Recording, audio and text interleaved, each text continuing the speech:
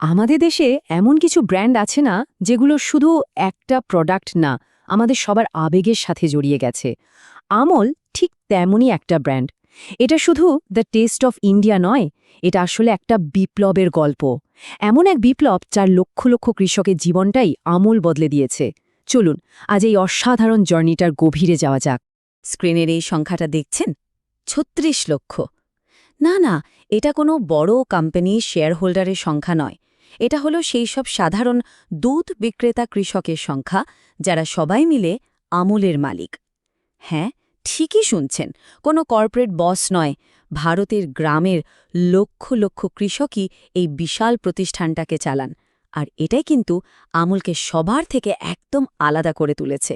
কিন্তু আসল প্রশ্নটা তো অন্য জায়গায়। এটা সম্ভব হলো কিভাবে? মানে শোষিত কোণঠাসা এক দল কৃষক একসাথে হয়ে ভারতের সবচেয়ে বড় আর ভরসামন্দ একটা ফুড ব্র্যান্ড তৈরি করে ফেলল কিভাবে? চলুন আমরা একসাথে এই অবিশ্বাস্য গল্পের রহস্যটা খুঁজে বের করি। এই গল্পের শুরুটা কিন্তু স্বাধীনতারও আগে, যখন পরিস্থিতি ছিল একদম অন্যরকম। এটা ছিল নিজেদের অধিকার আর ন্যায্য পাওনার জন্য একটা কঠিন লড়াইয়ের গল্প। একবার ভাবুন তো সেই সময়ের কথা। গুজরাটে খেরা জেলার হাজার হাজার কৃষক দিন-রাত এক করে পরিশ্রম করছেন, কিন্তু তার বদলে কি পাচ্ছেন? শুধুই শোষণ। পলসন নামে একটা প্রাইভেট ডেয়ারি আর তার দালালদের তখন একচেটিয়া রাজত্ব। ওরা নিজেদের ইচ্ছে মতো দাম ঠিক করত, আর কৃষকদের সেই সামান্য টাকাতেই দুধ বেচতে বাধ্য করা হতো। নিজের পরিশ্রমের ফলের ওপর তাদের কোনো কন্ট্রোলই ছিল না। ভারতের শ্বেত বিপ্লবের জনক ড ভার্গিস কুরিয়েন সেই সময়ের কৃষকদের অবস্থা বোঝাতে গিয়ে ঠিক এই কথাটাই বলেছিলেন।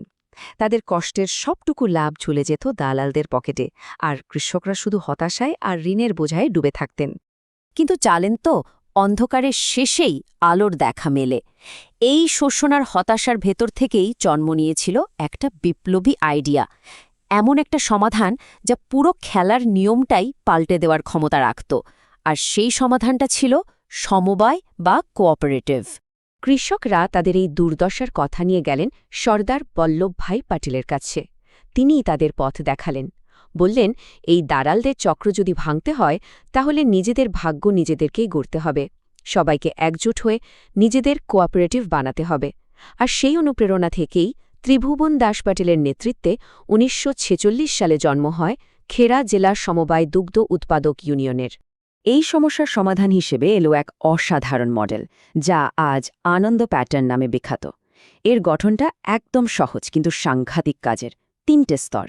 প্রথমত, গ্রামের কৃষকরা সরাসরি নিজেদের গ্রাম সমিতিতে দুধ জমা দেন আর সাথে সাথে ন্যায্য দাম পেয়ে যান। কোনো দালাল নেই, কোনো অপেক্ষা নেই। এরপর সেই দুধ জেলা ইউনিয়নের প্ল্যান্টে প্রসেসিং আর প্যাকেজিং হয়। আর সবশেষে রাজ্য ফেডারেশন আমুল ব্র্যান্ড নামে সেই প্রোডাক্ট সারা দেশে বিক্রি করে। তার মানে একদম গোড়া থেকে শেষ পর্যন্ত পুরো ক্ষমতাটা কৃষকদের হাতেই থেকে গেল। গুজরাটের একটা জেলার এই সাফল্য কিন্তু শুধু সেখানেই থেমে থাকেনি। এটা সারা ভারতে এমন এক শ্বেত বিপ্লব বা হোয়াইট রেভলিউশনের জন্ম দিয়েছিল যা ভারতকে চিরদিনের জন্য বদলে দেয়। এই বিপ্লবটাকে দেশজুড়ে ছড়িয়ে দেওয়ার জন্য ড ভার্গিস কুরিয়েনের নেতৃত্বে শুরু হয় এক বিশাল প্রজেক্ট, অপারেশন ফ্লাড। এর একটাই লক্ষ্য ছিল আমুলের এই সফল কোঅপারেটিভ মডেলটাকেই সারা দেশে ছড়িয়ে দেওয়া আর দুধের ঘাটতিতে ভোগা ভারতকে দুধে স্বয়ংসম্পূর্ণ করে তোলা। একবার জার্নিটা ভেবে দেখুন। ১৯৪৬ সালে খেরা জেলার কয়েকটা গ্রাম নিয়ে যে আন্দোলনটা শুরু হয়েছিল, সেটা মাত্র কয়েক দশকে গোটা দেশের ছবিটাই পাল্টে দিল। ১৯৭০ সালের অপারেশন ফ্লাড সে বিপ্লবের আগুনটাকে সারা দেশে ছড়িয়ে দেয়। আর তার ফল আজ ভারত পৃথিবীর সবচেয়ে বড় দুধ উৎপাদনকারী দেশ। বছরে প্রায় ২৪০ মিলিয়ন টন দুধ উৎপাদন হয় এখানে। ভাবা যায় একটা ছোট্ট পদক্ষেপ থেকে কত বড় পরিবর্তন আসতে পারে। এই পরিবর্তনটা যে কতটা নাটকীয় ছিল তা এক ঝলকেই পরিষ্কার। অপারেশন ফ্লাডের আগে ভারতের দুধ উৎপাদন প্রায় একই জায়গায় আটকে ছিল। কিন্তু এই কর্মসূচির পর যে দেশের দুধের অভাব ছিল, সেই দেশটাই আজ বিশ্বের শীর্ষে। গ্রামের অর্থনীতিতে এর প্রভাব যে কি অম্মন ছিল তা আর বলার অপেক্ষা রাখে না। একটা সফল বিজনেস মডেল তো ছিলই, কিন্তু আমুলকে প্রত্যেক ভারতীয় রান্নাঘরে ও মনের ভেতরে পৌঁছে দিয়েছে তার অসাধারণ মজাদার আর চিরসবুজ মার্কেটিং। ষাটের দশকে বাজারে তখন পলসেন বাটারের একচেটিয়া দাপট। আমুল চাইছিল ওদের হটিয়ে ১ নম্বর ব্র্যান্ড হতে। ১৯৬৬ সালে দায়িত্ব দেওয়া হলো বিজ্ঞাপনী সংস্থা এএসপিকে। আর এখান থেকেই শুরু হলো ভারতের বিজ্ঞাপন জগতের ইতিহাসের এক সোনালী অধ্যায়। বিজ্ঞাপনী কর্তা সিলভেস্টার ডি কুনহা তৈরি করলেন এই ছোট্ট, সহজ কিন্তু দারুণ মজাদার ট্যাগলাইনটা, আটালি বাটালি ডিলিশিয়াস। লাইনটা এতটাই ক্যাচি ছিল যে এটার সাথে সাথে মানুষের মুখে মুখে ঘুরতে শুরু করে আর চিরদিনের জন্য আমুল বাটারের পর্যায় হয়ে ওঠে। আর এই ট্যাগলাইনের সাথেই তো জন্ম হলো আমাদের সবার প্রিয় আমুল গার্লের। পোলকা ডটের ফ্রক পরা নীল চুলের এই মেয়েটা কিন্তু শুধু একটা ম্যাসকাট হয়ে থাকেনি, সে হয়ে উঠেছে ভারতের বিবেকের এক মজার কণ্ঠস্বর। খেলা, রাজনীতি, সিনেমা বা সমাজের যে কোনো ঘটনা যাই ঘটুক না কেন, তার বুদ্ধিদীপ্ত আর মজার মন্তব্য আমলকে প্রজন্মের পর প্রজন্ম ধরে প্রাসঙ্গিক রেখেছে। আজকাল সোশ্যাল মিডিয়ার যুগে আমরা মুভমেন্ট মার্কেটিং বা টপিক্যাল অ্যাড নিয়ে কত কথা বলি, তাই না? আমুল কিন্তু এই কাজটা অর্ধ শতাব্দীরও বেশি সময় ধরে করে আসছে। ডিজিটাল যুগ আসার অনেক আগেই ওরা দেখিয়ে দিয়েছিল কি করে সময়ের সাথে তাল মিলিয়ে মানুষের মনের আরও কাছাকাছি থাকা যায়।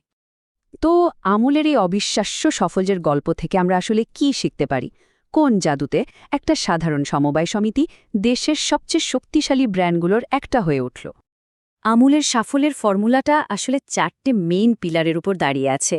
প্রথমত, এটা একটা কমিউনিটি ড্রিভেন মডেল, মানে মালিকানা কৃষকদের হাতে।